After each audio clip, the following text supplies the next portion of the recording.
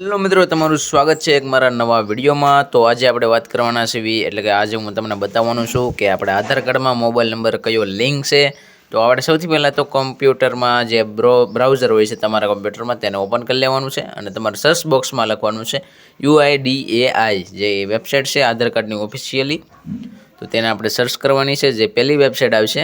તો આમાં ઘણી બધી વેબસાઇટ છે, પણ આપણે સૌ પ્રથમ વેબસાઇટ આવશે તેની ઉપર આપણે ક્લિક કરી દેવાનું છે।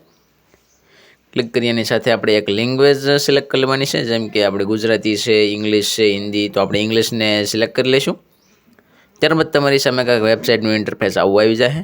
Please update your Aadhaar, get Aadhaar વગેરે ઘણા બધા આમાં ઓપ્શન છે। આમાં આપણે કંઈ કરવાનું નથી। સૌથી પહેલાં તો આજે ઉપર બેનર જે આવે છે ફરીને, તો આપણે જે એક બેનર આવી જાય માય આધારનું, તો તેની ઉપર તમારે ક્લિક કરી દેવાનું છે।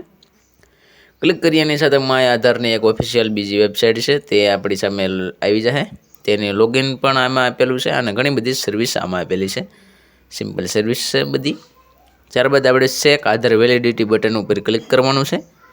ત્યારબાદ એન્ટર આધાર નંબર એન્ડ આપણે જે બાજુમાં કેપ્ચા કોડ છે તેમાં અહીંયા આપેલું છે। તો સૌથી પહેલાં તો આપણે આધાર કાર્ડ નંબર અહીંયા ઉપરના ખાનામાં દાખલ કરવાનો છે।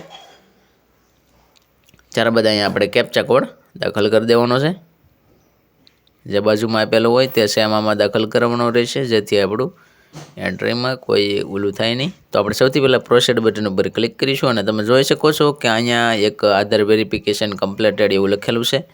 એક બ્રાન્ડ આપેલી છે, જેન્ડર આપેલું છે અને સ્ટેટ આપેલું છે, અને મોબાઈલ નંબર તમે જોઈ શકો છો કે આ આપણો લિંક છે।